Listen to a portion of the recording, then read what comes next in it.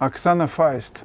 Я живу в Германии и как раз езжу в отпуска по тем местам, где вы тоже с группой художников. Это все предыстория. Вячеслав, я никогда не рисовал из натуры. Я хочу развиваться, знаю, что я могу хорошо копировать, но мне хотелось бы сделать шаг вперед. Теперь я пришла к тому пункту, когда я поняла, что мне надо учиться вашей технике, а скорее мышлению писания картин пятнами. Это возможно. Думаю, это меня продвинет, а самый перчик в том, что я обожаю Прованс, Гарда и так далее. Так приезжайте на Гарду, это будет в конце сентября. Там писать не переписать, и мы будем работать на новых точках, изумительной красоты места, так что присоединяйтесь. Дальше, мне хорошо знакомы эти места, эта красота долго остается в памяти. И на фотографии, конечно. Но я не понимаю, как выбрать и перенести главное и так далее. Но живопись – это жертва, нужно от чего-то отказываться во имя главного. Вот сказать это, 1000 раз говорю, очень просто, но сделать, понять, вернее, понять так, чтобы писать, выделяя главное и что-то оставляя, нетронутым, обобщенным, условным, как угодно.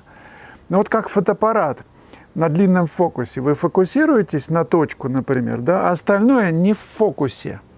Это прием, ключ к тому, что остальное не в фокусе. Его надо так писать, чтобы оно было немного меньше значило по деталям, по цветам. Все условнее, все проще.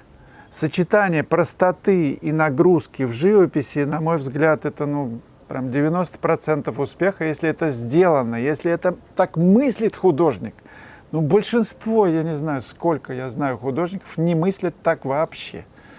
Все восхищает, все прописано с одинаковой степенью нагрузки, интереса.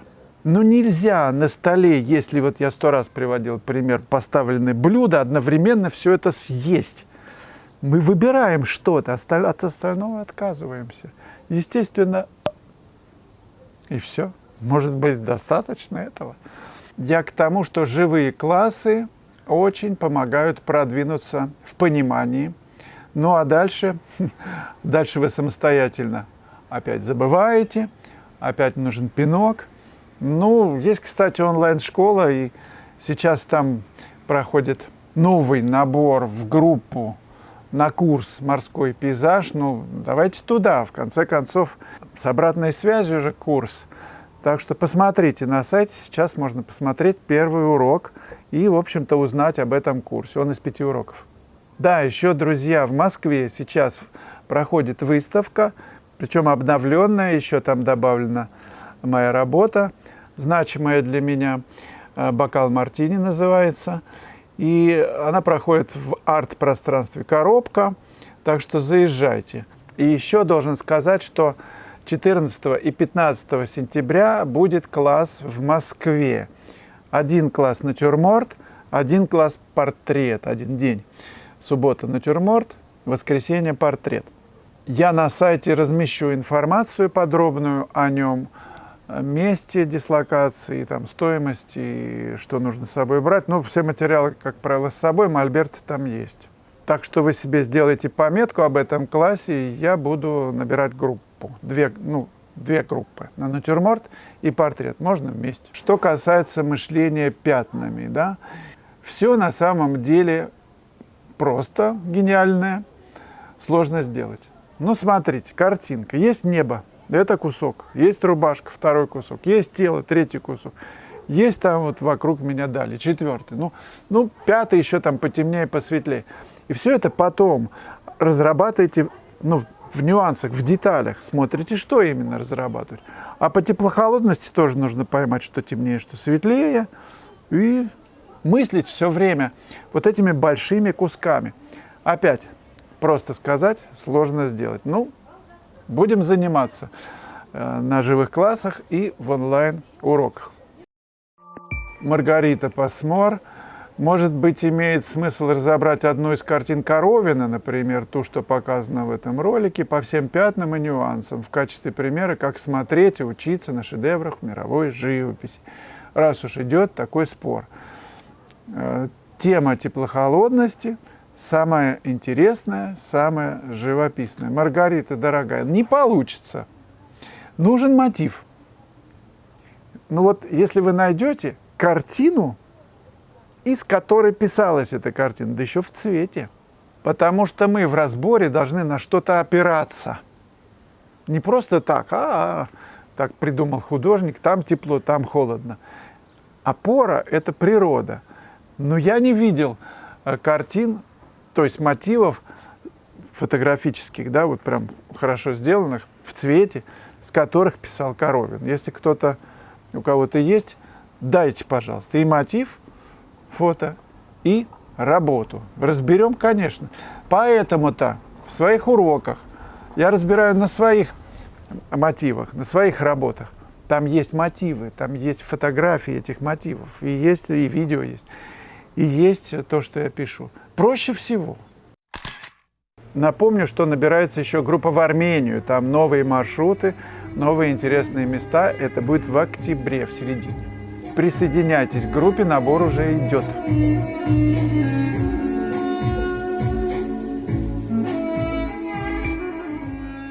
Мазафак. Мне очень импонирует рекомендация писать тональными отношениями отдельных пятен. А вот как быть с общей тональностью картины? Ведь тональность солнечного дня отличается от пасмурного еще как.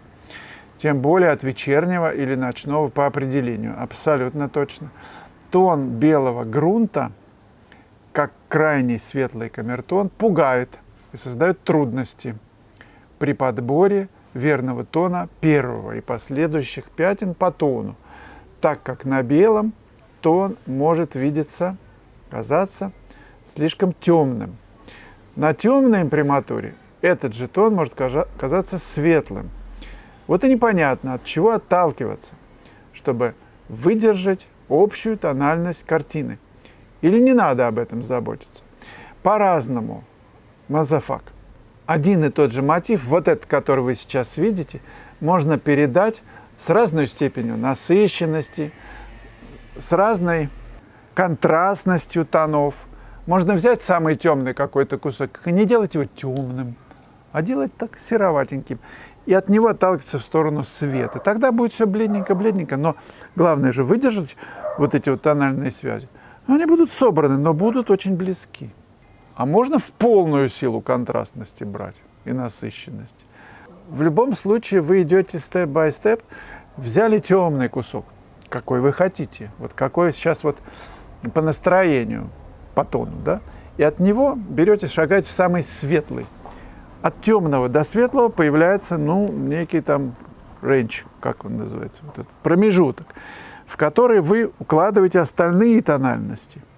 Все время сравнивайте самое темное с каким-то там сероватым, самое темное еще более светлым, самое светлое с каким-то там потемнее, опять светлое потемнее. И эти середки такие, серединки тоже между собой. Все время себя возвращайте, забывается. На следующий день посмотрели с пристрастием так, нет ли попаданий в тоне. Общая тональность картины вами создается, она может быть любая. В этом-то и прелесть. Все картины у вас один мотив. Пишите, они будут разные за счет того, что у вас настроение меняется, и вот эту тональность картины, тональность решения, вы сегодня выбрали одну, завтра другую. Вы опять вспомните, 100 раз говорил про 47, по-моему, работ Руанского собора у Клода Мане. Представляете, с одной точки. О чем это говорит? Что один и тот же мотив по-разному пишется. Представляете? Не от того, что ему нечего было писать, а от того, что внутри рождаются различные решения, фантазия бурная, она бурлит, и 47 это, уверяю вас, это не окончательная цифра, он бы мог написать, я не знаю, 1000, и все бы они были разные. Белый грунт пугает. Кстати, белый грунт, или там картина, которую вы пишете, повесить на белую стену, на белую, сразу есть с чем сравнить. Белая стена и белые какие-то пятна в работе, да, или нежного цвета, нежных тональностей. Белая палитра, на которой краски замешиваете, белый холст. Это все не должно пугать, а наоборот. Вы будете класть самый светлый тон, цвет в картину. Не белила, а чуть-чуть отличающийся. С каким-то там, я не знаю, добавкой. И в этом смысле белый цвет холста помогает, ну, развернуться вот этим тончайшим цветовым нюансом. Не знаю, все ли я рассказал на этот счет. Если кто-то хочет добавить, друзья, включайтесь, потому что мы команда, и это интересно. Все эти сложные моменты в понимании живописи, но мы сообща это все решаем в нашей тусовке. Друзья, 9, 10 и 11 августа я жду вас в Гурзуфе. Будем писать живопись здесь. Так что приглашаю на мастер-класс. Информация на сайте.